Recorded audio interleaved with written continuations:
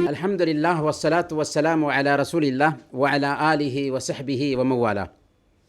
پیارے بھائیوں اور دینی بہنوں، رمضان میں سب سے اہم جو کام ہم کرتے ہیں وہ ہے روزے رکھنا۔ رمضان کے روزے اسلام کے 5 پیلرز میں سے چوتھا پیلر ہے، جو سن 2 ہجری میں یعنی اللہ کے نبی صلی اللہ علیہ وسلم کی ہجرت کے بعد مدینہ میں دوسرے سال فرض کیے گئے، اور اللہ کے نبی صلی اللہ علیہ وسلم کو اس کے بعد 9 سال زندگی ملی۔ اس طریقے سے اللہ کے نبی صلی اللہ علیہ وسلم نے 9 سال رمضان کے روزے رکھے۔ روزے کی جو فرضیت تھی 3 مرحلے میں عمل میں آئی تھی، یعنی اسلامی روزہ 3 مرحلے میں فرض ہوا تھا۔ پہلا مرحلہ اس کی فرضیت کا یہ تھا کہ اختیار دیا گیا تھا، جو چاہے روزہ رکھے اور جو چاہے فدیہ دے دے۔ دوسرے مرحلے میں یہ کیا گیا کہ اگر کوئی رات میں سو جاتا تو سو جانے کی وجہ سے رات بھر نہیں کھا سکتا تھا، اور پھر اگلے دن بھی اس کو روزہ رکھنا پڑتا تھا۔ تیسرے مرحلے میں یہ کیا گیا کہ طلوع فجر سے یعنی فجر ظاہر ہونے سے لے کر سورج ڈوبنے تک روزہ رکھنے کا حکم دیا گیا۔ اس ناحیہ سے اب جو روزہ ہے اس کی کیفیت یہ ہے کہ ہم طلوع فجر سے فجر کے ظاہر ہونے سے لے کر سورج ڈوبنے تک کھانے پینے اور روزہ کو توڑ دینے والی چیزوں سے رک جاتے ہیں، اور اسی کا نام روزہ ہے۔ روزہ کو عربی زبان میں صوم کہتے ہیں، اور صوم کے معنی رک جانے کے ہوتے ہیں۔ چنانچہ قرآن کریم میں اللہ تعالیٰ نے حضرت مریم علیہ السلام کی زبانی بیان فرمایا، انی نذرت للرحمن صوما، میں نے رحمان کے لیے رک جانے یعنی بات نہ کرنے کی نیت کی ہے۔ تو صوم کا لفظ وہاں پر استعمال کیا گیا ہے، لیکن مقصود کیا ہے؟ بات کرنے سے رک جانا۔ روزہ یا صوم کا مطلب یہ ہوتا ہے آج کے ڈیٹ میں ہماری شریعت میں کہ طلوع فجر سے غروب آفتاب تک کھانے پینے اور روزہ توڑ دینے والی چیزوں سے اپنے آپ کو روک لینا۔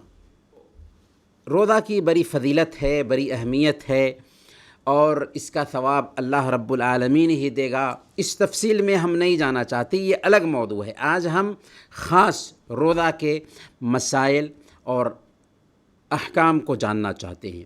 تو اس حوالے سے سب سے پہلا مسئلہ یہ جاننا ہے کہ رمضان کے آنے کا پتہ ہمیں کیسے چلے گا؟ تو رمضان کے آنے کا پتہ 2 طریقے سے چلے گا۔ پہلا طریقہ یہ ہے کہ چاند دیکھ لیا جائے۔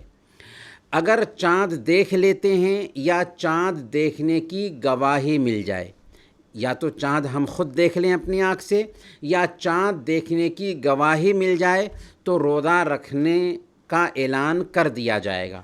کتنے آدمی کی گواہی کافی ہے؟ 1 آدمی کی گواہی کافی ہے۔ دلیل کیا ہے؟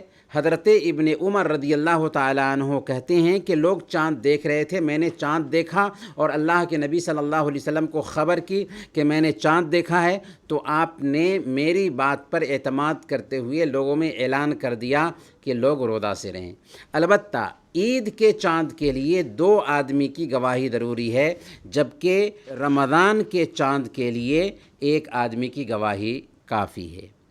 یہاں پر ایک سوال اور پیدا ہوتا ہے کہ اگر کوئی آدمی چاند دیکھتا ہے اور اس کی گواہی قبول نہیں کی گئی، ہو سکتا ہے کہ کسی آدمی کی گواہی قبول نہ کی جائے اس کی عادت کے ٹھیک نہ ہونے کی وجہ سے، تو کیا اس کے لیے ضروری ہے کہ اس دن کا روزہ رکھے کیونکہ اس نے تو چاند دیکھا ہے؟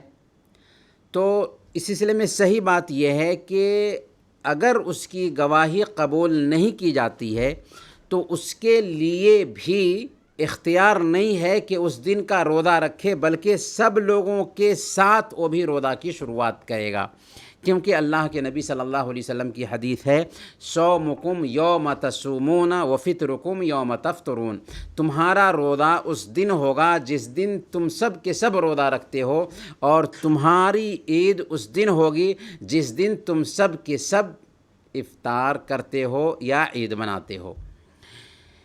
اگر چاند نہیں دکھائی دیا تو کیا کریں گے؟ اگر 29 تاریخ کو چاند نہیں دکھائی دیا ہے تو 30 تاریخ مکمل کر کے پھر اس کے کل ہو کر کے روزہ کی شروعات کی جائے گی۔ یعنی اگر 29 شعبان کو چاند نہیں دکھائی دیا تو 30 شعبان مکمل کیا جائے گا، اور پھر اس کے بعد والا جو دن ہوگا وہ ظاہر سی بات ہے رمضان کا ہی پہلا دن ہوگا۔ اس ناحیہ سے ہمیں 30 تاریخ کو یعنی شعبان کی 30 تاریخ کو روزہ نہیں رکھنا ہے۔ اللہ کے نبی صلی اللہ علیہ وسلم صحیح بخاری اور صحیح مسلم کی روایت کے مطابق بیان فرماتے ہیں، صوموا لرؤیتہ وافطروا لرؤیتہ فإن غم علیکم فأکملوا عدۃ شعبان 30، کہ چاند دیکھ کر روزہ رکھو اور چاند دیکھ کر افطار کرو۔ اگر بدلی چھائی ہوئی ہو، یعنی آسمان میں بدلی چھائی ہوئی تھی اور چاند دکھائی نہیں دیا، تو کیا کریں گے؟ ہم شعبان کے 30 دن مکمل کریں گے۔ اگر بدلی چھائی ہوئی تھی، رمضان کا چاند دکھائی نہیں دیا 29 کو، تو ایسی حالت میں اگر کوئی آدمی 30 شعبان کو اس خیال سے روزہ رکھتا ہے کہ ہو سکتا ہے رمضان آ گیا ہو، تو ایسا کرنا صحیح نہیں ہوگا۔ اس کو شک کا روزہ کہتے ہیں، اور اس دن روزہ رکھنا جائز نہیں ہوگا۔ سنن ابی داؤد کی روایت ہے، حضرت عمار بن یاسر رضی اللہ تعالیٰ عنہ بیان کرتے ہیں کہ من صام اليوم الذي يشك فيه فقد عصى ابا القاسم، کہ جو آدمی شک کے دن روزہ رکھتا ہے اس نے ابو القاسم کی نافرمانی کی۔ کیوں؟ اس لیے کہ یہ شک کا روزہ ہوگا، اور شک کے دن روزہ رکھنے سے اللہ کے نبی صلی اللہ علیہ وسلم نے منع کیا ہے۔ ایک اہم سوال یا ایک اہم مسئلہ یہاں پر یہ بھی ہے کہ اگر چاند دیکھ لیا جائے تو کیا دنیا کے سارے ملک کے مسلمانوں کے لیے ضروری ہے کہ اس چاند کو فالو کرتے ہوئے یا اس رویت کا اعتبار کرتے ہوئے دنیا کے سارے مسلمان روزہ رکھیں؟ مثال کے طور پر اگر سعودی عرب میں چاند دیکھ لیا گیا تو کیا اس رویت کو فالو کرنا دنیا کے سارے مسلمانوں کے لیے ضروری ہے؟ تو یہ مسئلہ بہت ہی اختلافی مسئلہ ہے، اور اس میں 2 رائے ہے علماء کی۔ پہلی رائے یہ ہے کہ اگر کہیں پر بھی چاند دکھائی دیتا ہے تو اس رویت کا اعتبار دنیا کے سارے مسلمان کریں گے، یعنی اس رویت کے اعتبار سے دنیا کے سارے مسلمان روزہ رکھیں گے۔ ان لوگوں کے پاس بھی مضبوط دلائل ہیں، اور علماء کی دوسری جماعت کا کہنا ہے کہ نہیں، بلکہ اگر کہیں پر چاند دکھائی دیتا ہے تو وہاں کا مطلع جہاں جہاں تک پہنچتا ہے، یعنی جس جس جگہ پر وہاں کے مطلع کے اعتبار سے لوگ عمل کرتے ہیں وہاں تک کے لوگ روزہ رکھنے کے پابند ہوں گے، اور جہاں کا مطلع الگ ہے وہاں کے لوگ روزہ رکھنے کے پابند نہیں ہوں گے۔ کیوں؟ اس لیے کہ مطالع کا اختلاف پایا جاتا ہے۔ یہاں پر چاند دکھائی دیا، ہندوستان میں چاند نہیں دکھائی دیا، تو گویا کہ ہندوستان کا مطلع الگ ہے، اس لیے وہاں چاند دکھائی نہیں دیا۔ تو جہاں جہاں چاند دکھائی دیتا ہے اور مطالع ایک ہیں وہاں وہاں کے لوگ روزہ رکھنے کے پابند ہوں گے، اور جہاں کا مطلع الگ ہے وہاں کے لوگ روزہ رکھنے کے پابند نہیں ہوں گے۔ ان کی جو بنیادی دلیل ہے وہ حضرت قریب رضی اللہ تعالیٰ عنہ کی روایت ہے جو صحیح مسلم میں آئی ہے۔ تو اس حدیث کی بنیاد پر پتہ یہ چلتا ہے کہ ہر ملک کی اپنی اپنی رویت ہوگی، اور ایک جو منطقی بات ہے، عقل سے لگتی ہوئی بات ہے، وہ یہ ہے کہ آپ دیکھیں کہ سعودی عرب میں جس وقت لوگ سحری کھا رہے ہوتے ہیں، اس وقت انڈیا میں لوگ صبح کر چکے ہوتے ہیں، اور یا پھر یہیں کا کہہ لیجئے، یہاں پہ جس وقت لوگ افطار کر رہے ہوتے ہیں، ہندوستان میں ابھی دن ہی ہوتا ہے، تو سحری کا وقت اور افطار کا وقت جب ایک نہیں ہوتا تو پھر روزہ کی شروعات ایک ہی دن سے کیسے ہو سکتی ہے؟ دیکھیں، اسلام جو ہے نا بڑا پیارا دین ہے، اور اسلام کا ہر کام بدھی اور عقل سے لگتا ہوا ہے۔ اسلام نے معیار کس چیز کو بنایا ہے؟ چاند کو معیار بنایا ہے۔ چاند دیکھو تو روزہ شروع کرو۔ اسناحیہ سے اگر کوئی آدمی جنگل میں رہتا ہے، اس کو فلکی حساب کا کچھ نالج نہیں ہے کہ آج کون سی تاریخ ہے، کون سا دن ہے، اس کے باوجود بھی جو جنگل میں رہتا ہے وہ بھی اسلام کو آسانی سے فالو کر سکتا ہے چاند دیکھ کر کے، کیونکہ چاند کے اندر ایسی باریکی ہوتی ہے کہ جو لوگ اس کا علم رکھنے والے ہوتے ہیں چاند دیکھ کر آپ کو بتا دیں گے کہ آج 10 تاریخ ہے، آج 15 تاریخ ہے، آج 25 تاریخ ہے، اور آج 2 تاریخ ہے۔ تو اس طریقے سے اسلام کے جو شاعر ہیں چاند سے ملتے ہوئے ہیں، اس لیے اسلام پر چلنا، اسلامی شاعر کو فالو کرنا بہت آسان ہو جاتا ہے۔ یہ تو مسئلہ رہا۔ اچھا، اب اگر کسی وقت میں سارے علماء ایک ہو جاتے ہیں کہ نہیں، دنیا کے سارے لوگ ایک ہی مطلع کا، ایک ہی رویت کا اعتبار کرتے ہوئے روزہ رکھیں گے، تو اس میں بھی کوئی حرج کی بات نہیں ہے۔ اسی لیے شیخ البانی رحمۃ اللہ علیہ اس حوالے سے بیان کرتے ہیں، جو یہ رائے رکھتے ہیں کہ اگر ایک جگہ پر چاند دکھائی دے تو دنیا کے سارے لوگ اس کے پابند ہوں گے کہ روزہ رکھیں۔ شیخ البانی نے کیا کہا؟ شیخ البانی نے کہا کہ جب تک کہ امت ایک رویت پر اکٹھا نہ ہو جائے، متحد نہ ہو جائے، تب تک کہ سب لوگوں کے لیے ضروری ہے کہ وہ اپنی اپنی رویت کے حساب سے، اپنے اپنے ملک کی رویت کے حساب سے ہی روزہ رکھیں۔ آپ غور کریں، عالم دین کی بات کیسی ہوتی ہے، کیسی ٹھوس ہوتی ہے۔ انہوں نے یہ موقف اختیار کیا، لیکن اختلاف سے بچاتے ہوئے یہ کہا کہ جب تک کہ علماء کا اس مسئلے پر اتفاق نہیں ہو جاتا، تب تک کہ سب لوگوں کو چاہیے کہ اپنے اپنے ملک کی رویت کے اعتبار سے روزہ رکھیں۔ آج اس مسئلے کو، چونکہ میں اس بارے میں تفصیل اس لیے بیان کر رہا ہوں کہ اس مسئلے کو لوگوں نے سوشل میڈیا کا موضوع بنا دیا ہوا ہے، اور ایرا غیرہ نتھو خیرہ ہر ایک اس مسئلے پہ بات کرنا شروع کر دیتا ہے۔ ایسا نہیں ہونا چاہیے۔ یہ مسئلہ علمی مسئلہ ہے، علمی طور پر ہی اس کو برتنا چاہیے۔ جب تک کہ اس مسئلے پر اتفاق نہیں ہو جاتا ہے علماء کا، تب تک کہ ہم اپنے ملک کی رویت کے اعتبار سے ہی روزہ رکھیں، اپنے ملک کی رویت کے اعتبار سے ہی عید منائیں، کیونکہ اللہ کے نبی صلی اللہ علیہ وسلم کی حدیث ہے، صومکم یوم تصومون وفطرکم یوم تفطرون، تمہارا روزہ اس دن شمار کیا جائے گا جس دن تم سب کے سب روزہ رکھتے ہو، اور تمہاری عید اس دن شمار کی جائے گی جس دن تم سب کے سب عید مناتے ہو۔ تو یہ مسئلہ رہا چاند دیکھنے کا۔ اب ایک اور مسئلہ ہے کہ روزہ کے ارکان یا روزہ کے پیلرز کتنے ہیں؟ روزہ کے پیلرز کتنے ہیں؟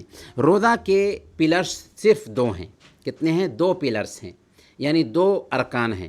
پہلا رکن ہے نیت، اور نیت کسے کہتے ہیں؟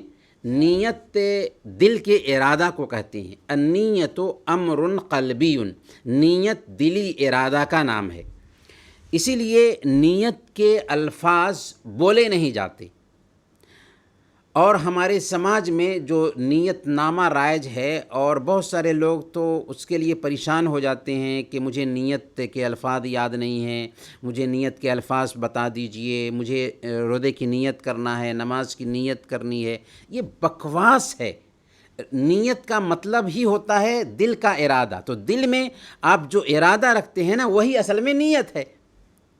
اور یہ جو دعا عام کی جاتی ہے کہ نویت بصوم غد من شہر رمضان، کہ میں کل رمضان کا روزہ رکھنے کی نیت کرتا ہوں۔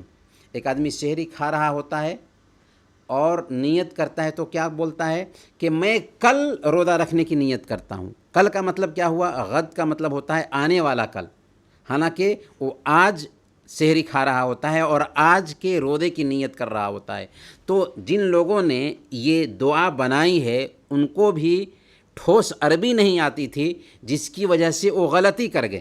تو عربی تعبیر کے اعتبار سے بھی اس میں غلطی پائی جاتی ہے، اور پھر نیت کا جو اصل مفہوم ہوتا ہے وہ مفہوم بھی یہاں پر نہیں پایا جاتا، اس لیے کہ نیت دل کے ارادہ کو ہم کہتے ہیں۔ اور جب آپ سحری کھانے جائیں گے اور لقمہ اٹھائیں گے تو ارادہ ہے یا نہیں ہے؟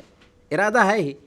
اسی لیے شیخ الاسلام ابن تیمیہ رحمۃ اللہ علیہ نے اس بات کو سمجھانے کے لیے کہا کہ جب تم کھانا کھاتے ہو تو کھانا کھاتے وقت کیا تم نیت کرتے ہو کہ میں ایک لقمہ اٹھاتا ہوں، منہ میں ڈالوں گا، پھر اس کو کھاؤں گا تو پیٹ بھر جائے گا، ایسا کہتے ہو؟ نہیں، جب آدمی کھاتا ہے تو ارادہ ہی ہے روزہ رکھنے کا، اور یہی اصل میں نیت ہے، تو نیت کے الفاظ بولنے کی ضرورت نہیں ہے۔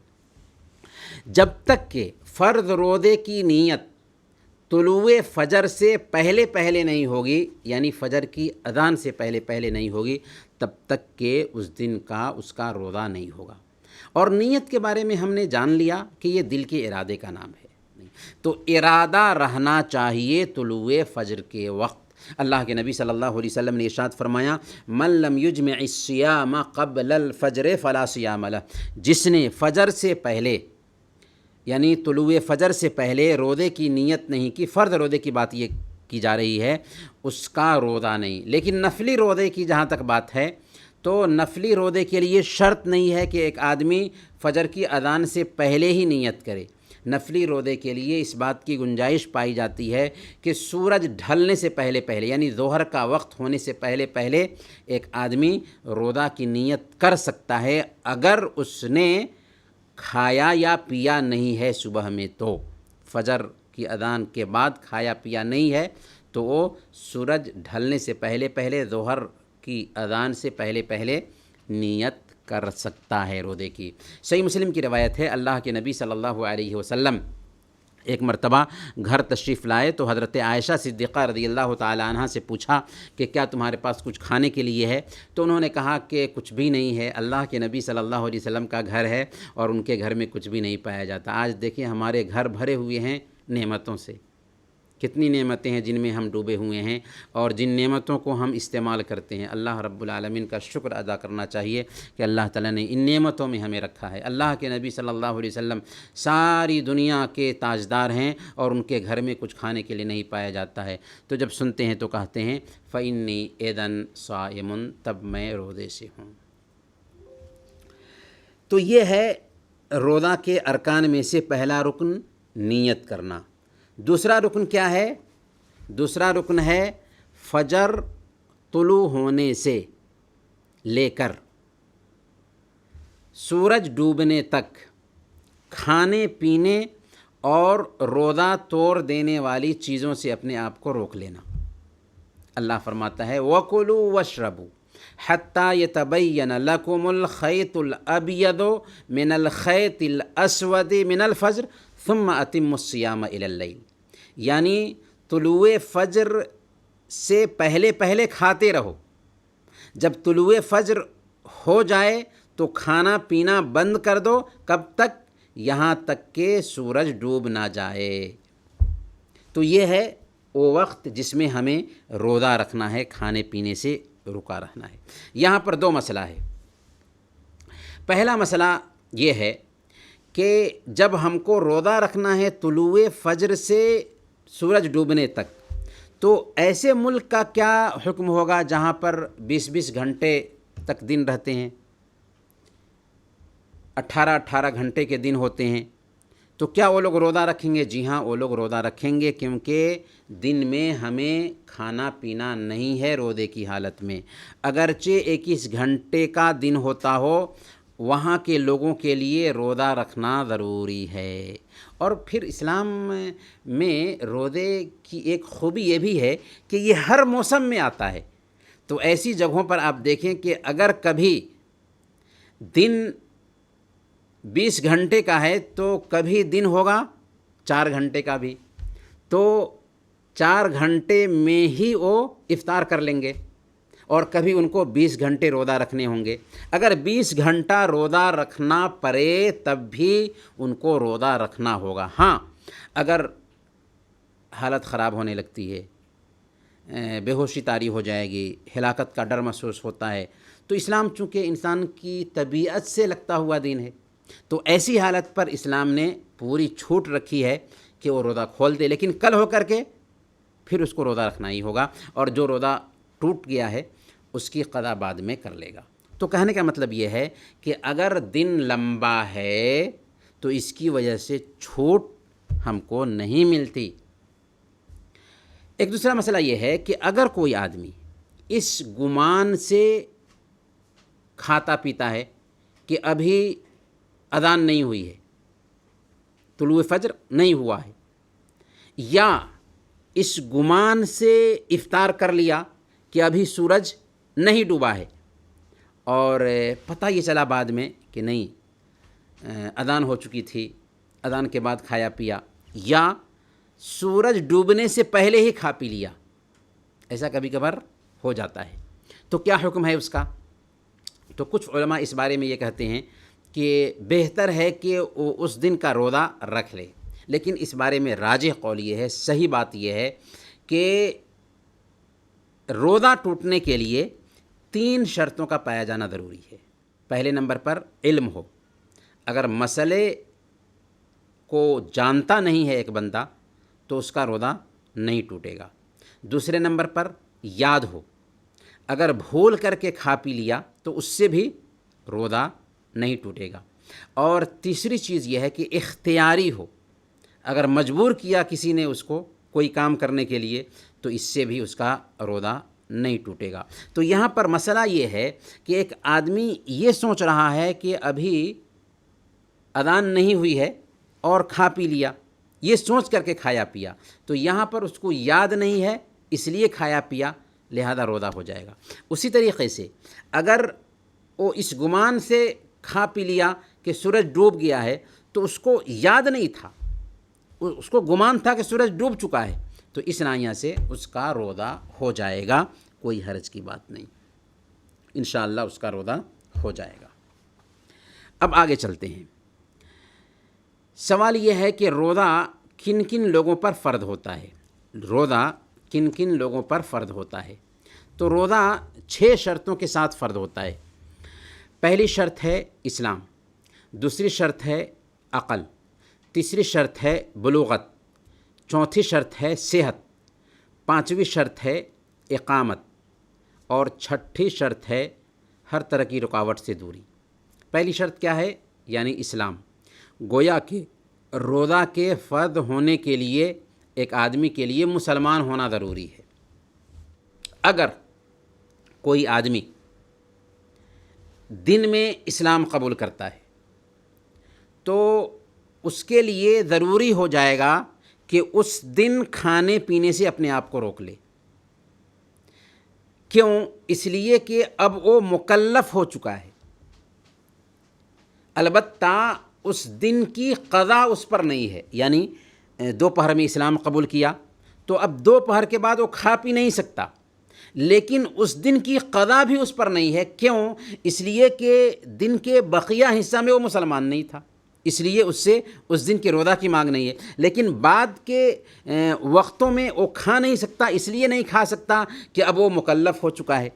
یہاں پر ایک مسئلہ اور سمجھنے کا ہے کہ اگر کسی کو چھوٹ تھی کھانے پینے کی اور وہ چھوٹ جاتی رہی، جیسے ایک عورت منتھلی پیریڈ میں تھی، اس کا پیریڈ ختم ہوا دن میں، تو چونکہ دن کے پہلے حصے میں اس کے لیے کھانا پینا جائز تھا تو آخری حصے میں بھی کھانا پینا جائز ہوگا، کیونکہ پہلے حصے میں ان کے لیے کھانا پینا جائز تھا، لہذا دوسرے حصے میں بھی کھانا پینا جائز ہوگا۔ اسی طریقے سے ایک مسافر ہے، سفر میں تھا تو اس کے لیے پہلے حصے میں کھانا پینا جائز تھا، تو اب اگر گھر آ گیا تو دوسرے حصے میں بھی اس کے لیے کھانا پینا جائز ہو جائے گا۔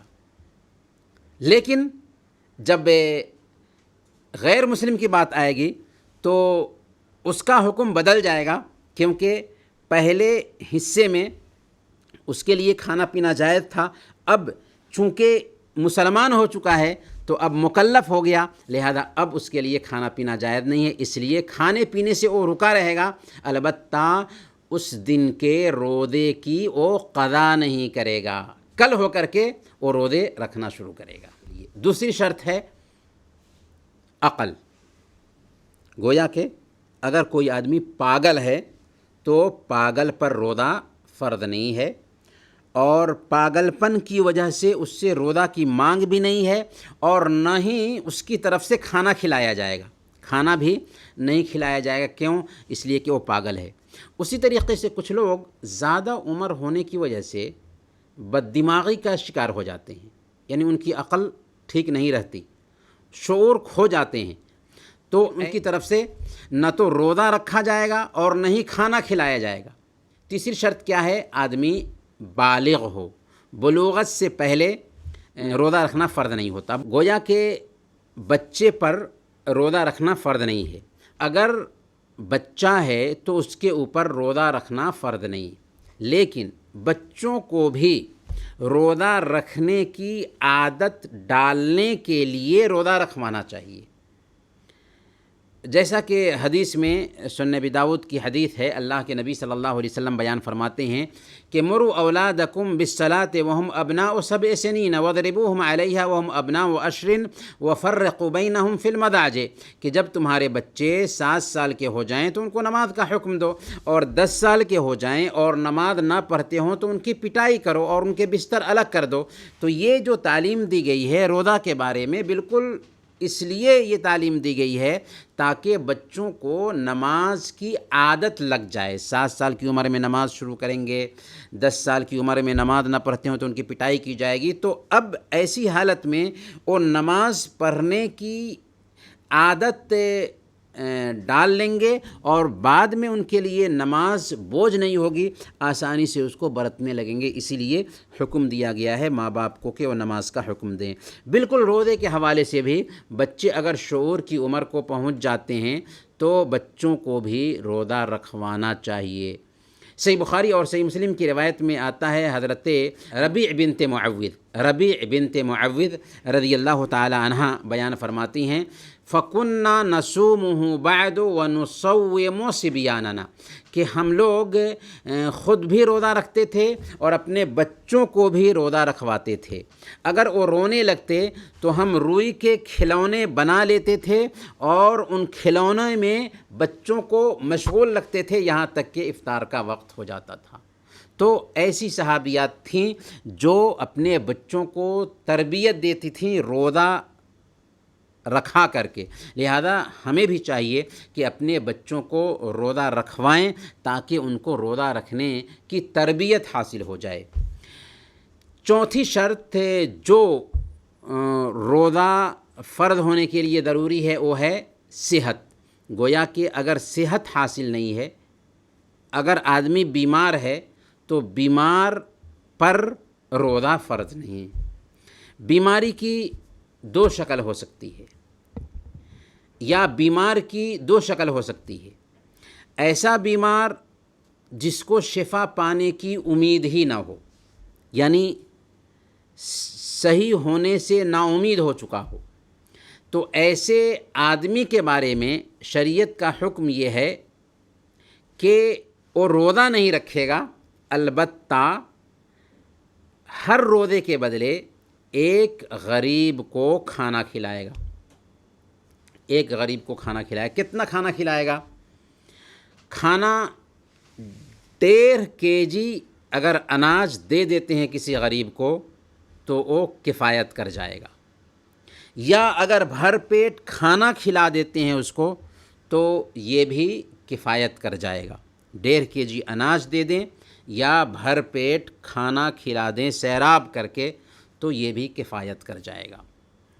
اسی طریقے سے ایسے لوگ جو بڑھاپے کی وجہ سے یا ایسی عورتیں جو بڑھاپے کی وجہ سے روزہ نہ رکھ سکتے ہوں، ایسے مرد و خواتین کے لیے بھی چھوٹ ہے کہ وہ روزہ نہ رکھیں اور اس روزے کے بدلے میں 1.5 kg اناج کسی غریب کو دے دیں۔ ایک ساتھ بھی دیا جا سکتا ہے اور ہر روزے کے بدلے بھی کسی غریب کو دیا جا سکتا ہے۔ تو بیمار کی دوسری شکل ہوگی ایسا بیمار جس کو شفا پانے کی امید ہو۔ ایسے بیمار کی بھی 3 حالت ہو سکتی ہے۔ پہلی حالت ایسا بیمار جس کو روزہ رکھنے کی وجہ سے نہ کوئی پریشانی ہو اور نہ ہی اس کا کوئی نقصان اس کو ہو رہا ہو، جیسے سردی کھانسی وغیرہ ہے۔ تو سردی کھانسی کی وجہ سے جب تک ایک آدمی بستر پر گر نہیں جاتا ہے، اس کو روزہ رکھنے کی وجہ سے نہ تو کوئی پریشانی ہوتی ہے اور نہ ہی اس کا کوئی نقصان ہوتا ہے، تو ایسی حالت میں اس کے لیے روزہ رکھنا ضروری ہوگا، اگرچہ اس کو بیمار کا نام دیں۔ بیمار کی دوسری شکل یہ ہوتی ہے کہ روزہ رکھنا اس کے لیے مشکل ہو رہا ہو اور اس کا نقصان اس کو نہ ہو، لیکن روزہ رکھنا اس کے لیے مشکل ہے، بیماری ہے جس کی وجہ سے روزہ رکھنا اس کے لیے مشکل ہے۔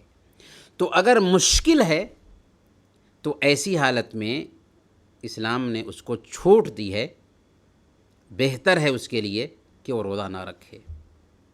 اللہ کے نبی صلی اللہ علیہ وسلم نے ارشاد فرمایا، ان اللہ یحب ان تؤتی رخصہ کما یکرہ ان تؤتی معصیتہ، کہ اللہ تعالیٰ اس بات کو پسند کرتا ہے کہ اس کی چھوٹ کو اپنایا جائے جیسے اس بات کو ناپسند کرتا ہے کہ اس کے گناہ کا کوئی کام کیا جائے۔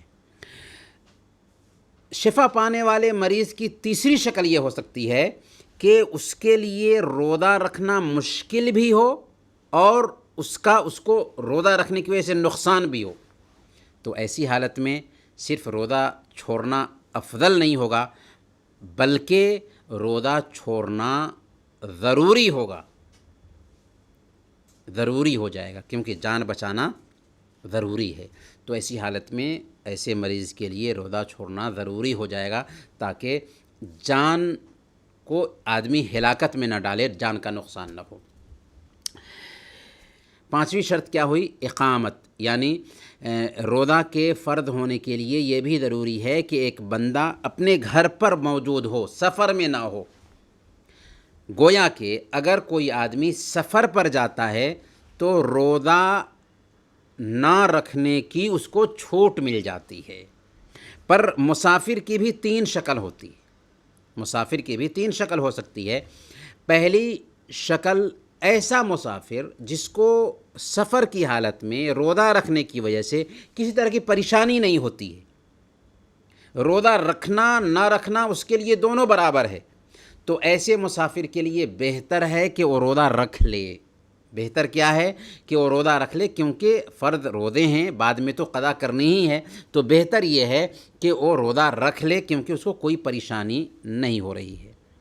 مسافر کی دوسری شکل یہ ہو سکتی ہے کہ سفر میں جانے کی وجہ سے اس کو روزہ رکھنے میں ہلکی سی پریشانی ہو رہی ہو، تو جس کے لیے سفر کی حالت میں روزہ رکھنے میں پریشانی ہو اور نہ رکھنے میں آسانی ہو، تو اس کے لیے بہتر ہے کہ وہ روزہ نہ رکھے، جیسا کہ ہم نے ابھی حدیث ذکر کی، ان اللہ یحب ان تؤتی رخصہ کما یکرہ ان تؤتی معصیتہ۔ اللہ تعالیٰ اس بات کو پسند کرتا ہے کہ اس کی چھوٹ کو اپنایا جائے جیسے اس بات کو ناپسند کرتا ہے کہ اس کے گناہ کا کوئی کام کیا جائے۔ تو ایسا آدمی جس کو سفر کی حالت میں روزہ رکھنے سے بہتر نہ رکھنا لگتا ہے کہ اس میں اس کو آرام مل رہا ہے، تو ایسی حالت میں اس کے لیے بہتر ہے کہ روزہ نہ رکھے۔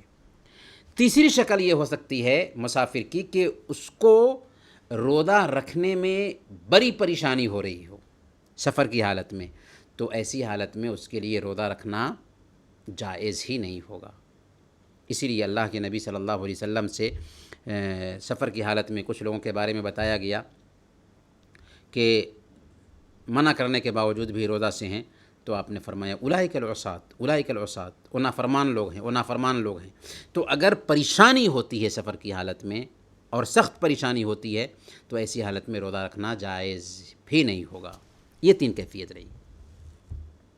ایک آخری جو شرط ہے روزہ کے واجب ہونے کے لیے وہ ہے کوئی رکاوٹ نہ ہو، اور کوئی رکاوٹ نہ ہو اس میں 2 طرح کی عورتیں آ جاتی ہیں۔ ایک پہلی قسم کی وہ عورتیں ہیں جو منتھلی پیریڈ میں ہوں یا بچہ کی پیدائش کے بعد، زچگی کے بعد خون بلڈ آ رہا ہو، تو ایسی حالت میں ایک عورت کے لیے جائز نہیں ہے کہ وہ روزہ رکھے۔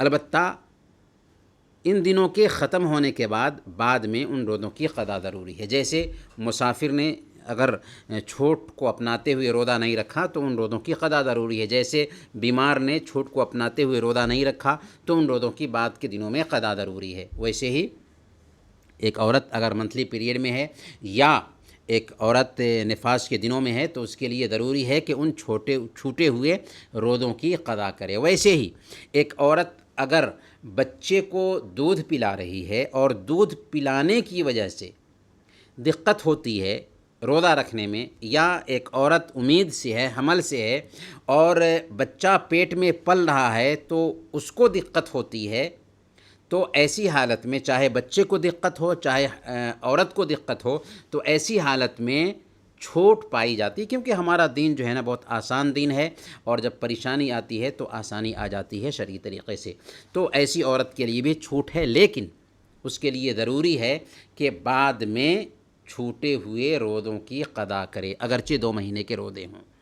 پر کسی عورت کے ساتھ خاص کیفیت میں یہ ہو سکتا ہے کہ بچہ پیدا ہوا پھر بچہ ہو گیا، پھر بچہ پیدا ہوا بچہ ہو گیا، اور اس کو موقع بھی نہیں ملتا ہے اور دودھ پلانے کی وجہ سے دقت بھی ہوتی ہے، تو ایسی خاص عورتوں کے لیے اس بات کی گنجائش پائی جاتی ہے کہ اگر اس کو روزہ رکھنے کا موقع مل ہی نہیں رہا ہے تو ہر روزے کے بدلے میں فدیہ دے دے، اور یہ اس کے لیے کفایت کر جائے گا۔ لیکن عام حالات میں اگرچہ ایک عورت منتھلی پیریڈ میں ہو، ایک عورت حمل سے ہو، ایک عورت بچے کو دودھ پلا رہی ہو، اگر روزے چھوٹ جاتے ہیں تو ان روزوں کی قضا ضروری ہے۔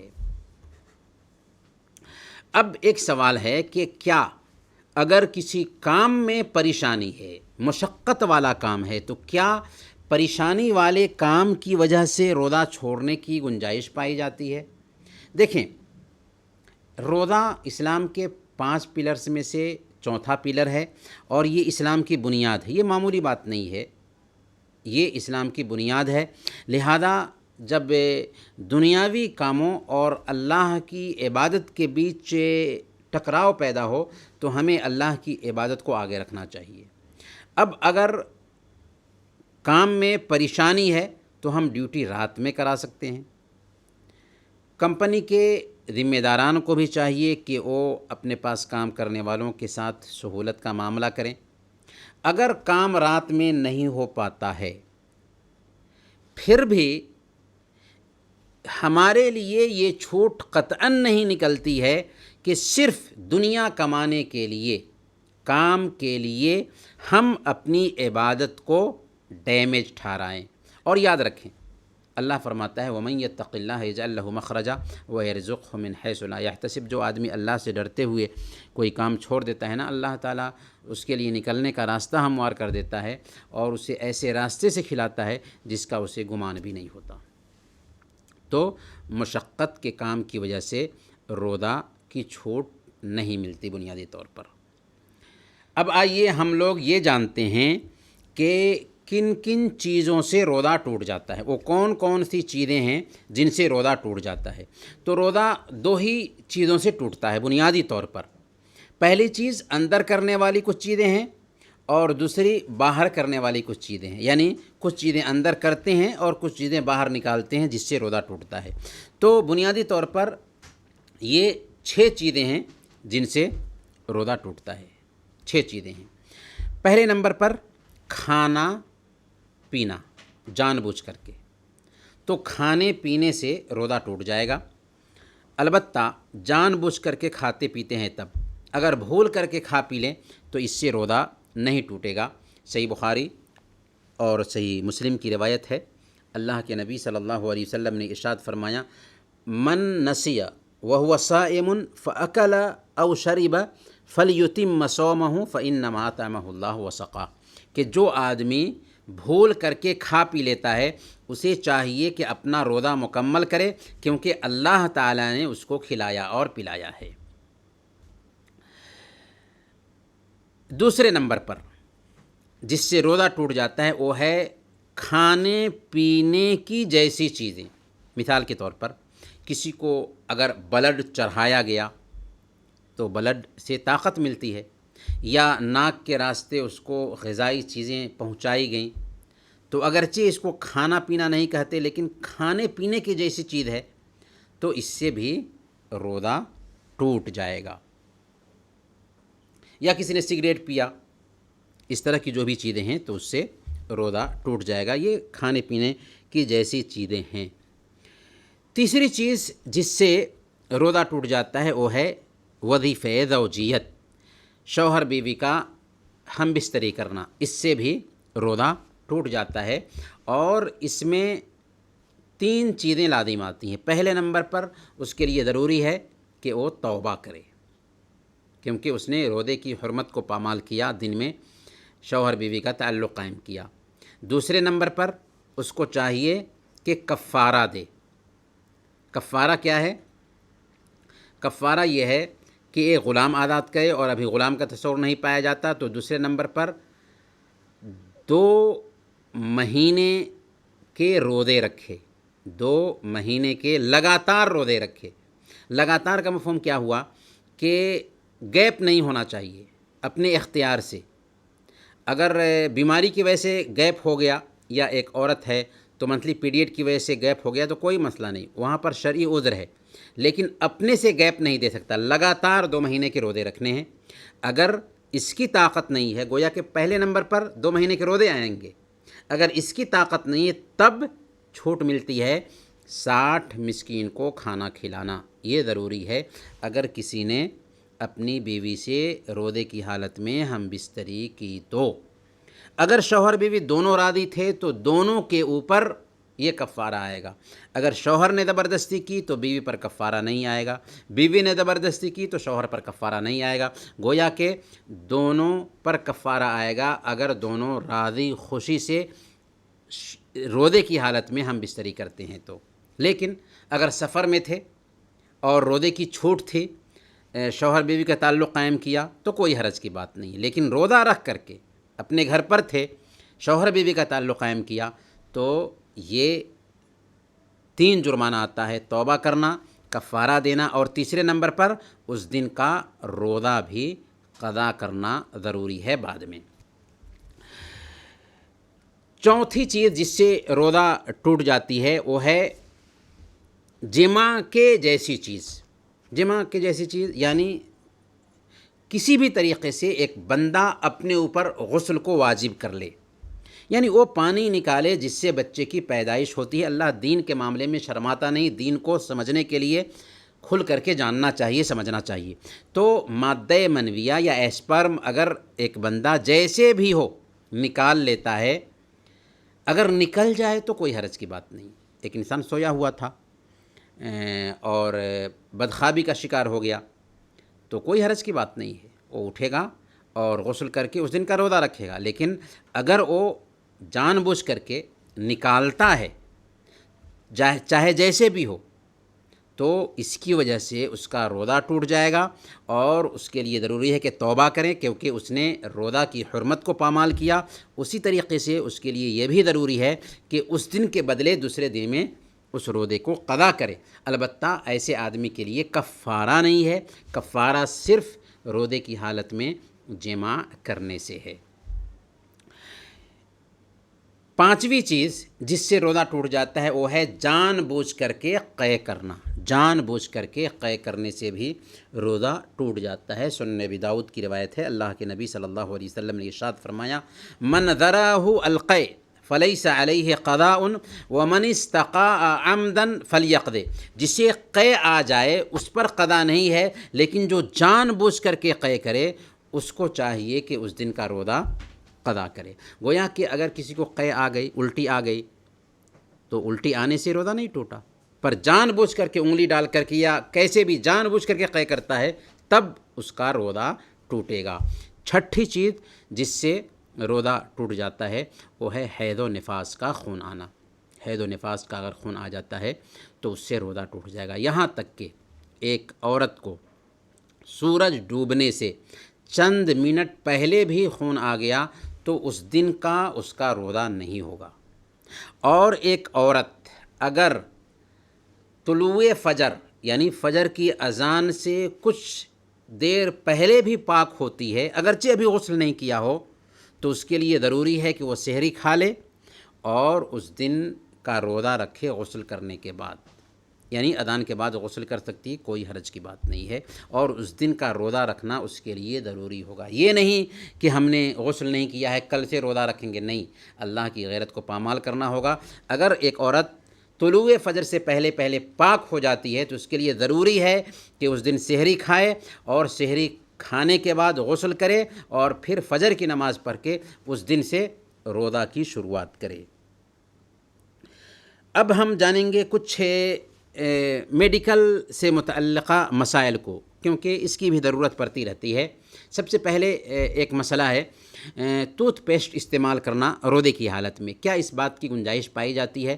تو ٹوتھ پیسٹ استعمال کرنا بہتر تو نہیں ہے، لیکن چونکہ اس کے ذرات حلق تک نہیں پہنچتے لہذا اس بات کی گنجائش پائی جاتی ہے کہ اگر منہ کی بدبو دور کرنا چاہ رہے ہوں تو ٹوتھ پیسٹ استعمال کر لیں، البتہ اس کے ذرات، اس کے حصے حلق کے نیچے نہیں اترنے چاہیے، اگر اتر گئے تو سمجھ لیجئے کہ آپ کا روزہ ٹوٹ جائے گا۔ اسی لیے بہتر کیا ہے کہ ٹوتھ پیسٹ کا استعمال شام میں ہی کیا جائے، افطار کے بعد ہی کیا جائے، لیکن کوئی آدمی اپنے منہ کی بدبو دور کرنے کے لیے ٹوتھ پیسٹ کا استعمال کرنا چاہتا ہے روزے کی حالت میں تو اس بات کی گنجائش ضرور پائی جاتی ہے، بشرطے کہ وہ ٹوتھ پیسٹ قوی الاثر نہ ہو اور اسی طریقے سے اس کا اثر حلق کے نیچے نہ اترے۔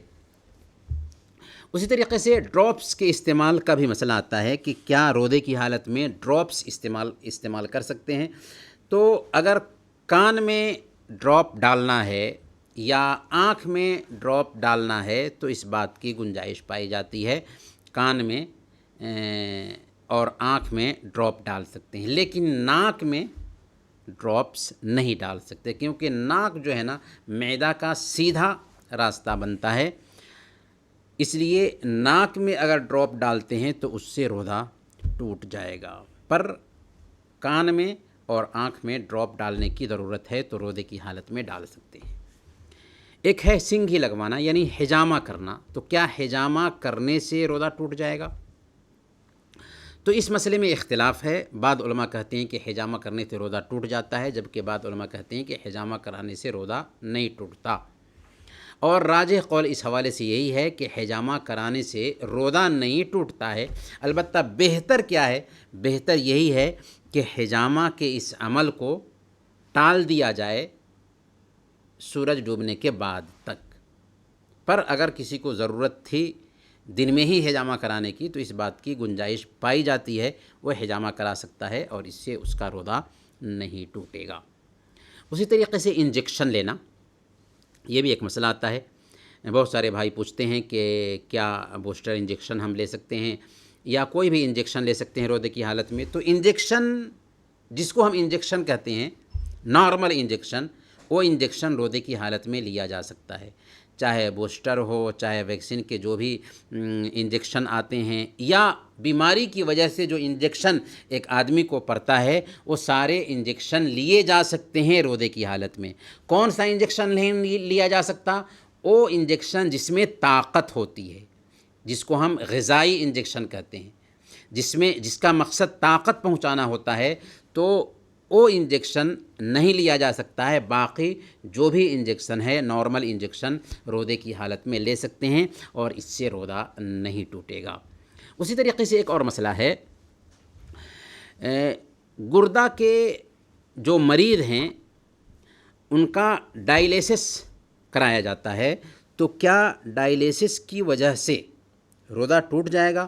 تو ڈاکٹرز یہ بتاتے ہیں کہ اس میں غذائی دواؤں کا استعمال ہوتا ہے، بلکہ خون کا بھی اس میں استعمال ہوتا ہے، غذائی دواؤں کا استعمال ہوتا ہے، اور اس سے طاقت پہنچائی جاتی ہے جس کی وجہ سے اس کا روزہ ٹوٹ جائے گا۔ اور ویسے بھی ایک بندہ اگر گردے کا مریض ہے تو اس کے لیے بہتر یہی ہے کہ وہ روزہ نہ رکھے، اور اگر اللہ تعالیٰ نے شفا دے دیا تو بعد میں اس کی قضا کرے گا، اگر شفا نہیں ملی تو بہرکیف اس کی طرف سے اس کی قضا کی جا سکتی ہے یا اس کا کفارہ دیا جا سکتا ہے۔ ایک اور مسئلہ ہے بلڈ ڈونیشن۔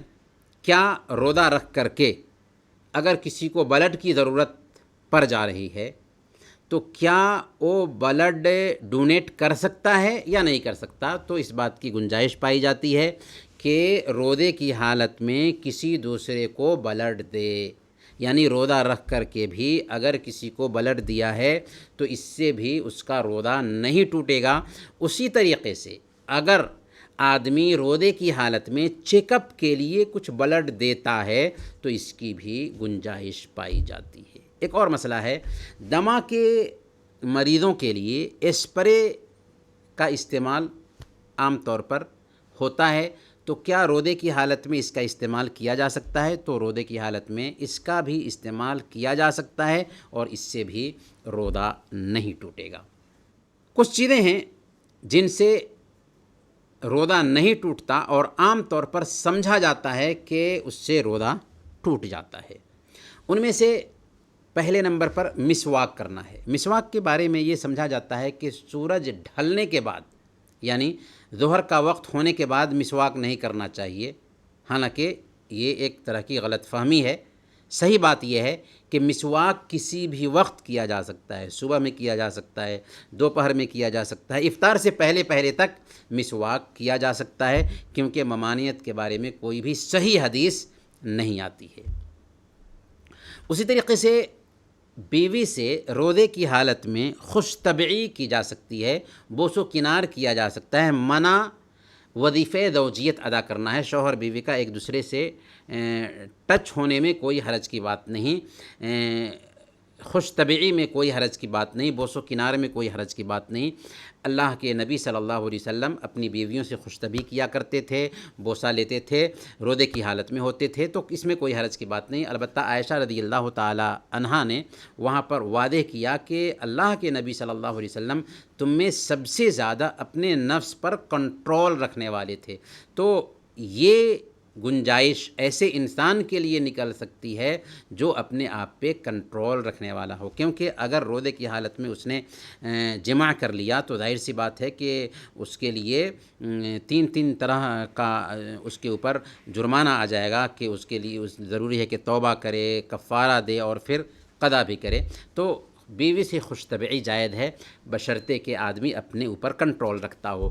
اسی طریقے سے اگر ایک آدمی کو غسل کرنے کی ضرورت تھی، رات میں شوہر بیوی ایک دوسرے سے قریب ہوئے، غسل کرنے کی ضرورت تھی اور سحری کا وقت ہو گیا، غسل نہیں کیا، تو اس بات کی گنجائش پائی جاتی ہے کہ وہ سحری کھا لے اور اس کے بعد اذان کے بعد بھی وہ غسل کر سکتا ہے۔ غسل کرنے کے بعد فجر کی نماز پڑھے۔ ظاہر سی بات ہے کہ فجر کی نماز تو پڑھنی ہے تو غسل کرنا ہے، تو ایسا نہیں ہے کہ اگر صبح میں غسل نہیں کر سکے تھے تو اس دن کا روزہ نہیں رکھنا ہے، بلکہ اس دن سحری کھا کر کے اس دن کا روزہ رکھنا ہے اور غسل کر کے فجر کی نماز پڑھ لینی ہے۔ اسی طریقے سے اگر دن میں ایک آدمی بدخوابی کا شکار ہو جاتا ہے، سویا اور اس کو غسل کی ضرورت پڑ گئی، تو ایسی حالت میں کوئی حرج نہیں، وہ جا کر کے غسل کرے گا اور اس دن کا وہ روزہ رکھے گا، کوئی حرج کی بات نہیں۔ بہت سارے لوگ یہ سمجھتے ہیں کہ غسل کی ضرورت پڑ گئی ہے تو اب ہمارا روزہ ہی خراب ہو گیا، نہیں، ایسی کوئی بات نہیں ہے، اس کو اس دن کا روزہ رکھنا ہے۔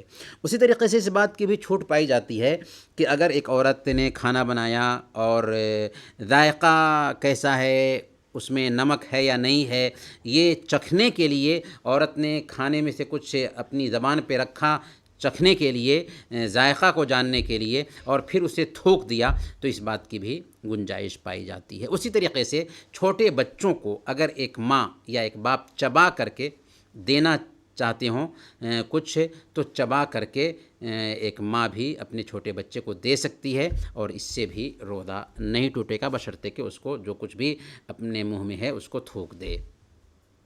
کچھ وسوسے بھی پائے جاتے ہیں عام طور پر لوگوں کے، ان میں سے ایک وسوسہ یہ پایا جاتا ہے کہ ہم نے تراویح کی نماز نہیں پڑھی تو کیا روزہ رکھ سکتے ہیں؟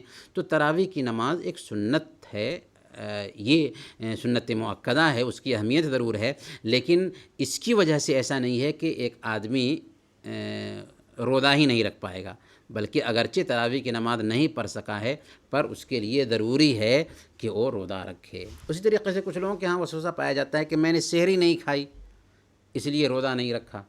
بھئی سحری کھانا ضروری نہیں ہے، اگر سحری نہیں کھائے پھر بھی اس کے لیے ضروری ہو جاتا ہے کہ وہ روزہ رکھے۔ تو یہ کچھ مسائل ہیں اس حوالے سے۔ اب ہم ذرا جانتے ہیں سحری اور افطار کے بارے میں، کیونکہ یہ بھی بہت اہم مسئلہ ہے جسے جاننا ضروری ہے۔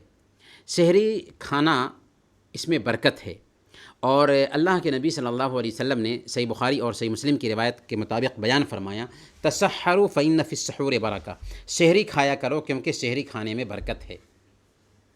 اور صحیح ابن حبان کی روایت کے مطابق اللہ کے نبی صلی اللہ علیہ وسلم بیان فرماتے ہیں کہ ان اللہ و ملائکتہ یصلون علی المتسحرین، کہ اللہ تعالیٰ سحری کھانے والوں پر رحمت اتارتا ہے اور اس کے فرشتے سحری کھانے والوں کے لیے دعا کرتے ہیں۔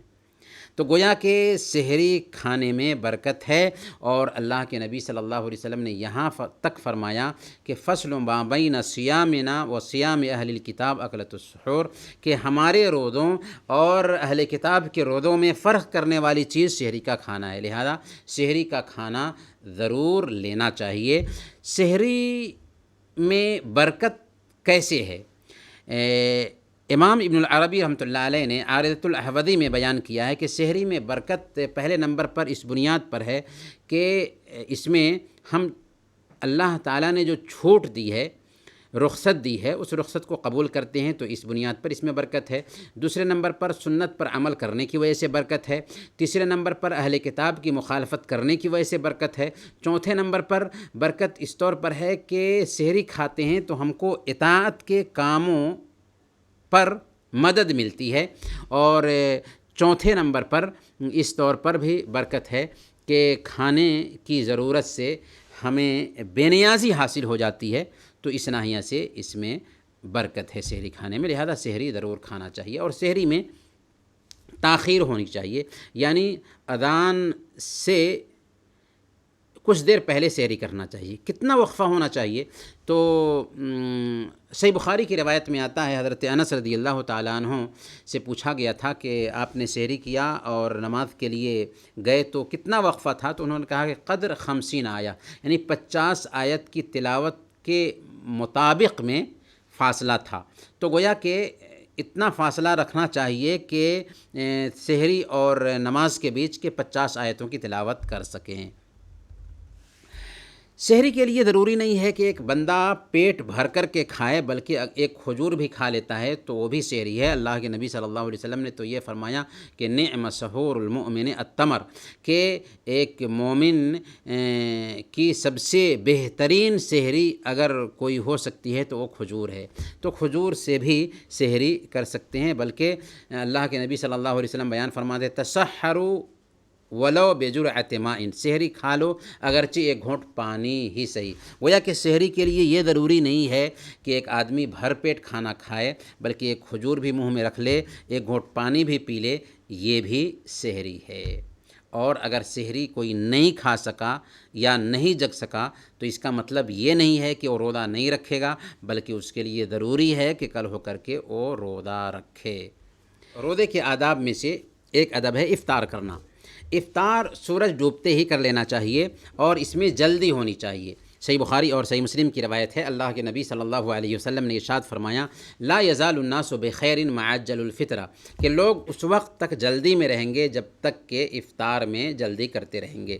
تو گویا کہ افطار میں جلدی ہونی چاہیے، یعنی سورج ڈوبتے ہی افطار کر لینا چاہیے، خواہ مخواہ انتظار نہیں کرنا چاہیے۔ افطار کس چیز سے کرنا بہتر ہے؟ تو اگر رطب ہے تو رطب سے کر لیں، رطب نہیں ہے تو کھجور سے کر لیں، کھجور بھی میسر نہیں ہے تو کوئی بھی چیز کھا کر کے کر سکتے ہیں، پانی پی کر کے بھی افطار کر سکتے ہیں۔ کھجور کے بارے میں ایک غلط فہمی جو عام لوگوں میں پائی جاتی ہے کہ ہمیشہ جب کھجور کھائیں گے تو طاق عدد میں کھائیں گے، اکہری عدد میں کھائیں گے، حالانکہ اگر کوئی آدمی اس کو سنت نہ سمجھتے ہوئے کھاتا ہے تو کوئی حرج کی بات نہیں ہے، کیونکہ ایک حدیث میں اللہ کے نبی صلی اللہ علیہ وسلم بیان فرماتے ہیں کہ اللہ تعالیٰ وطر ہے اور وطر کو پسند کرتا ہے، طاق کو پسند کرتا ہے۔ تو اس ناحیہ سے اگر کوئی آدمی طاق عدد میں کھجور کھاتا ہے یا کوئی بھی چیز طاق عدد میں استعمال کرتا ہے تو اچھی بات ہے، لیکن سنت سمجھتے ہوئے طاق عدد میں کھجور کھانا یہ ثابت نہیں ہے۔ صرف اللہ کے نبی صلی اللہ علیہ وسلم سے اتنا ثابت ہے کہ آپ نے فرمایا کہ عید کی نماز کے لیے جانے سے پہلے، عید کی نماز کے لیے جانے سے پہلے طاق عدد میں کھجور وغیرہ کھا لیا جائے۔ تو صرف عید کی نماز کے حوالے سے اللہ کے نبی صلی اللہ علیہ وسلم نے طاق عدد کھجور کھانے کا حکم دیا ہے۔ عام حالات میں کوئی ضروری نہیں ہے کہ ایک بندہ طاق عدد میں ہی کھجور کھائے، بلکہ دوہری تعداد میں بھی کھجور 2، 4، 6 بھی کھا سکتا ہے۔ لیکن جیسا کہ ہم نے کہا کہ اگر کوئی آدمی یہ سمجھتے ہوئے کھاتا ہے کہ اللہ تعالیٰ وطر ہے، وطر کو پسند کرتا ہے تو کوئی حرج کی بات نہیں، اچھی بات ہے، لیکن اس کو سنت کا نام نہیں دیا جا سکتا سوائے عید میں۔ تو یہ ضمنی بات تھی جو یہاں پہ آ گئی ہے۔ اگر کوئی آدمی افطار کرتے وقت چاہیے کہ ایک بندہ بسم اللہ کرے اور افطار شروع کر دے، بسم اللہ کر کے افطار شروع کر دے۔ افطار کرنے کے بعد جب کچھ سیراب ہو جائے تو پڑھے ذهب الظمأ وابتلت العروق وثبت الاجر انشاءاللہ، کہ پیاس سے بجھ گئی، رگیں تر ہو گئیں اور اللہ نے چاہا تو اجر بھی ثابت ہوا۔ البتہ یہ جو دعا ہے عام طور پر اللہم لک صمت وعلی رزقک افطرت، تو یہ دعا اوتھینٹک حدیث سے ثابت نہیں ہے، یہ دعا ضعیف ہے، کمزور ہے، اس لیے یہ دعا پڑھنے کی ضرورت نہیں ہے۔ بسم اللہ کر کے افطار کریں اور جب کچھ کھا پی لیں، سیرابی حاصل ہو جائے تو پڑھیں ذهب الظمأ وابتلت العروق وثبت الاجر انشاءاللہ۔ اگر کسی دوسرے کے ہاں افطار کر رہے ہیں تو وہاں پر دعا پڑھیں گے افطر عندکم الصائمون واکل طعامکم الابرار وصلت علیکم الملائکہ۔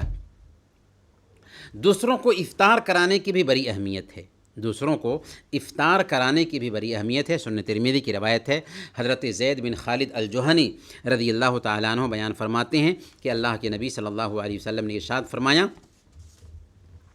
من فطر صائما کان له مثل اجرہ غیر انہ لا ينقص من اجر الصائم شیء، جس نے کسی روزے دار کو افطار کرایا اسے روزہ رکھنے والے کے جیسے ثواب ملتا ہے، البتہ روزہ رکھنے والے کے ثواب میں کسی طرح کی کمی نہیں کی جاتی۔ یعنی اگر کسی دوسرے کے پاس میں افطار کرنے جاتے ہیں تو چونکہ اس نے افطار کا انتظام کیا ہے تو اس کو تو اپنے روزہ کا ثواب ملا ہی، اور آپ نے ان کے پاس افطار کیا ہے تو پلس ایک اور روزے دار کا ثواب ملا، اور آپ کے روزے میں کسی طرح کی کمی نہیں واقع ہوئی۔ اسی لیے لوگوں کو افطار بھی کرانے کا اہتمام کرنا چاہیے۔ یہ تھے کچھ روزہ کے مسائل جنہیں بیان کرنا مناسب سمجھا گیا۔ اللہ تعالی ہم سب کو بصیرت کے ساتھ روزہ رکھنے کی توفیق عطا فرمائے، آمین۔ وصلی اللہ علی نبینا محمد وعلی آلہ وصحبہ اجمعین۔